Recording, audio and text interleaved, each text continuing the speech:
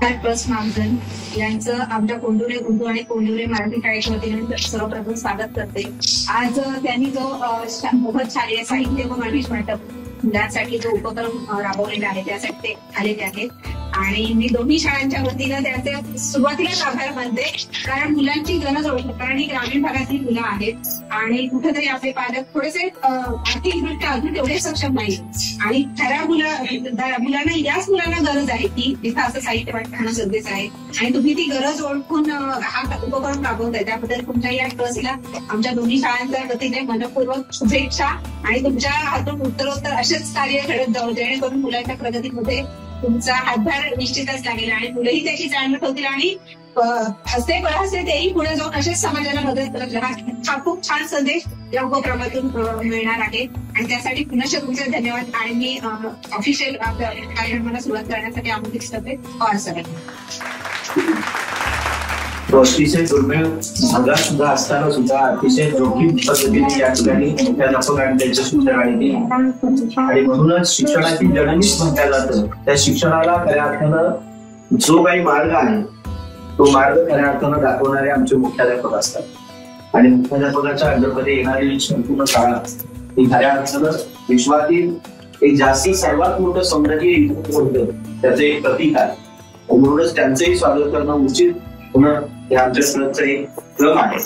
म्हणूनच मी आमच्या बाकीचे आधी सभासद आणि त्याचबरोबर आमचे ज्येष्ठ सहकारी आदरणीय काका विनंती करतो की आदरणीय सावंत मॅडम यांचं स्वागत करावं.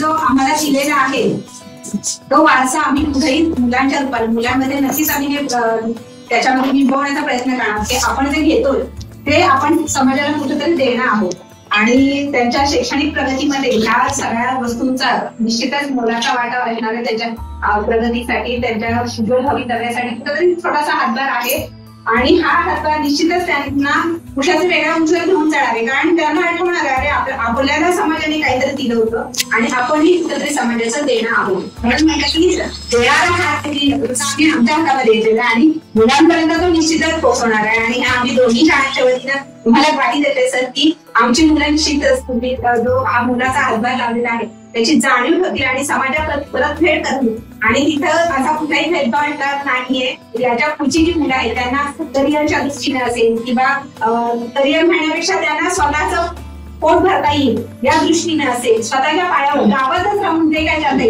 अशा पद्धतीचे उपक्रम केले तर मला जास्त आनंद होईल. कारण घरी मुलं दिसतात की कुठंतरी आपली मुलं बाहेर गेल्यामुळे ही पटसंख्या कमी झाली. जेव्हा आपण शाळेत शिकत होतो तेव्हा पट खूप होता म्हणजे एकेका शाळेत 200 मुलं होती पण आता तसं दिसतं आताच्या बोटात मुलं मुलं आहेत त्याच्यामुळे अनेक कारण त्यातलं एक स्थलांतरित प्रमुख कारण आम्हाला दिसतं.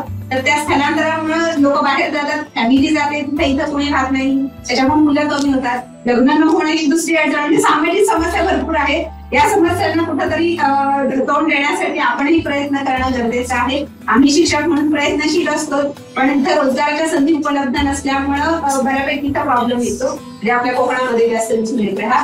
तर या दृष्टीने तुमचे कार्यक्रम असतील अशी अपेक्षा करते आणि तुम्हाला सर्वांना आम्हा दोन्ही शाळांच्या वतीनं मी तुम्हाला धन्यवाद देते. थँक्यू.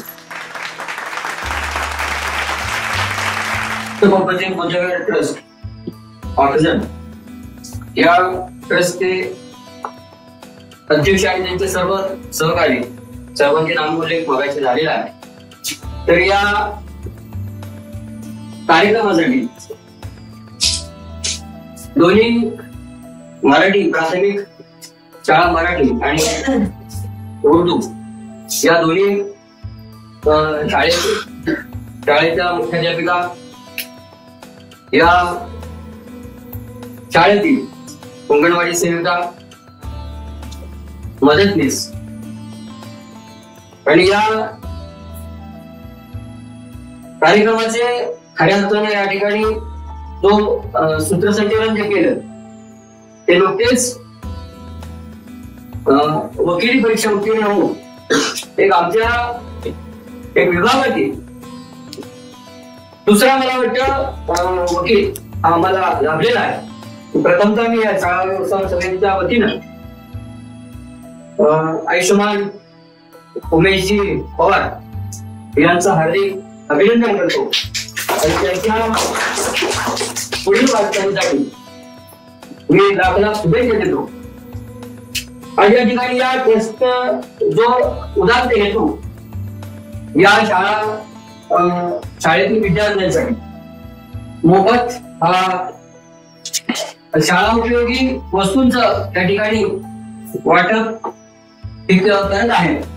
आणि मला वाटतं आज बरीच वर्ष या ट्रस्टने अनेक शाळांमधून या वस्तूंचं वाटप वितरण हे केलेलं आहे, करत आहे आणि पुढे सुद्धा करत राहतील.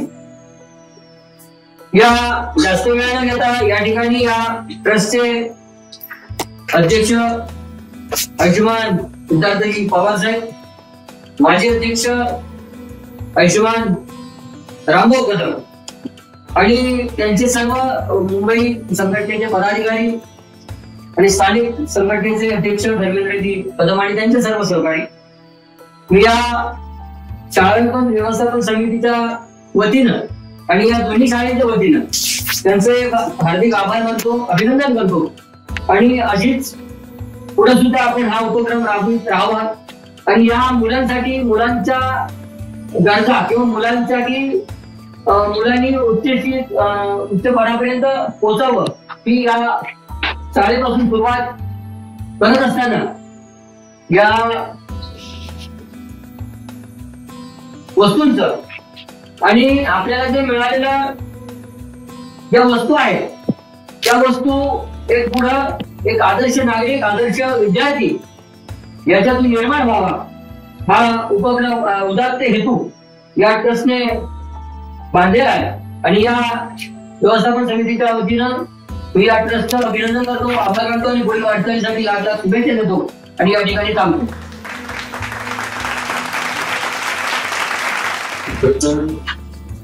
विजयगुप्त प्रकृती गुजरात मागणी अखिल मोर्चे माध्यमिक बोली स्थानिक मुंबई माता अनन्य स्थानिक मुंबई या संघटनेच्या अधिवेशनासाठी आजचा हा शालेय लोक साहित्य कार्यक्रम या ठिकाणी पार होत असताना त्या कार्यक्रमाला उपस्थित शाळेच्या मुख्याध्यापिका अभ्यानिका सावंत मॅडम, त्याचप्रमाणे मराठवाड्याच्या मुख्याध्यापिका वर्षी मॅडम उपस्थित ट्रस्ट, त्याचप्रमाणे भावकी अंगणवाडी सेविका आणि मदतनीस सर्वांना भेटी होणं गेली. खरं तर विजयगुप्त प्रकृती गुजरात ट्रस्ट गेली बरीच वर्ष सातत्यानं शालेय साहित्य वाटप असेल किंवा एखादा अपघात घडला म्हणजे कोणत्या आपल्या बेसिकच्या दरम्यान पूर आला होता महापूर, त्यामध्ये प्रश्न अगदी महाड म्हणा किंवा खेळमध्ये चोराण वगैरे असतो त्या लोकांना खरं तर जीवन आवश्यक वस्तूंचा वाटप आणि त्याबरोबर थोडा आर्थिक मदत अशा देखील सुद्धा आम्ही आमच्या ट्रस्टच्या माध्यमातून सातत्यानं प्रयत्नशील आहोत. खरं तर आपल्या सर्वांचं सहकार्य हा मनसुखा असल्यामुळे आम्ही हे काम गेली बरीच वर्ष या ठिकाणी करत आहोत. सुरुवातीला या ठिकाणी आलो आमचे परीक्षा अध्यक्ष आलेले सिद्धार्थजी पवार आणि मी शाळेची थोडीशी माहिती घेण्यात आलो. त्यावेळी आम्हाला आमचे सोपे आदरणीय गोविंद कदम संजीव करण्यात येत होते, त्याने खूप सहकार्य केलं. दर्शी मॅडम आम्ही भेटलो, तिथे माहिती मिळाली आणि त्यानंतर सावंत मॅडम देखील भेटलो. खरं तर मुळात हा जो प्रवास आहे तो अत्यंत चांगला वाटला, कारण की सहकार्याची जी भावना असते ते चांगल्या पद्धतीने सहकार्य दोन्ही शिक्षकांकडून म्हणा किंवा संगीत असतील अण्णा असतील आमचे यांच्याकडून मिळालं. त्याच्यामुळे आता कार्यक्रम चांगल्या रीतीने पार पाडण्याला पण मदत आहे. खरं तर या मुलांना सांगायचं झालं तर आपण घरी असताना आपले आई वडील जशाप्रमाणे असतात शाळेत आल्यानंतर एक मोठं नेतृत्व आपण फक्त घरापुरतं मर्यादित अख्ख्या जगामध्ये वावरण्याची संधी आपल्याला मिळते ती आपल्या शिक्षकांमुळे मिळते. आणि खरं तर शिक्षक हे आपले प्रथम स्थानी गुरु आहेत. जसे आई वडील आहेत तसे शिक्षक देखील आहेत. त्यामुळे आपण शिक्षकांना कायम वंदनीय असलं पाहिजे. आपण सर्वजण खूप हुशार आहात आणि उत्तरोत्तर अशी प्रगती करत राहा. आमच्या परीक्षा माध्यमातून आम्हाला ज्या ज्या पद्धतीने मदत करता येईल त्या ठिकाणी मी मदत करू असं एक आपले शब्द प्रामाणिकपणे या ठिकाणी देतो. खरं तर आपण सर्वांनी वेळेवर उपस्थित राहून हा कार्यक्रम या ठिकाणी पार पाडण्यास मदत केली. आणि खरं तर या कार्यक्रमाचं सूत्रसंचालन आमचे मित्र आणि माझे बंधू उमेशजी पवार, खरं तर आपण आमचे धर्मबंधू संजीवजी कदम यांनी उल्लेख केल्याप्रमाणे आता ते कार्यरत झालेले आहेत. वकिलीची परीक्षा पासून ते सध्या कार्यरत आहेत. खरं तर प्रत्येक कार्यक्रमामध्ये त्यांचा सिंहाचा वाटा असतो, कारण की बोलण्यामध्ये त्यांचं प्रभुत्व आहे. आणि त्यामुळे बरेचसे आमचे जे कार्यक्रम असतात ते आम्ही त्यांच्या हातात सोपवले की विषय संपलेला असतो आणि तो कार्यक्रम त्याच रीतीने चांगला पार पडतो. खरं तर हा जो आमचा कार्यक्रम आहे तो पार पाडण्याकरता या मागचा आणखी एक महत्वाचा व्यक्ती आहे ज्याचा नामोल्लेख अतिशय गरजेचं आहे. तो म्हणजे माझे मित्र आणि सहकारी आणि आमच्या पावकीचे सचिव आदरणीय नागेशजी कदम. तर हे साहित्य आम्ही चिपळूणमध्ये घेत असताना दुपारी संपल्याच्या नंतर अगदी संध्याकाळी 5-6 वाजेपर्यंत तसं एकाच ठिकाणी सगळ्या वस्तू मिळत नाही. त्यामुळे जवळजवळ 7-750 गाड्या घेण्यात आलो. म्हणजे त्यांचं खूप मोठं सहकार्य मला लाभलं. आपल्या सर्वांचं देखील या ठिकाणी सहकार्य लाभलं आणि आजचा कार्यक्रम अत्यंत चांगल्या रीतीने पार पाडण्यात मदत झाली. तर त्या अपेक्षा नात्यानं आपल्या सर्वांचे या ठिकाणी मनस्वी आभार मानतो आणि थांबतो.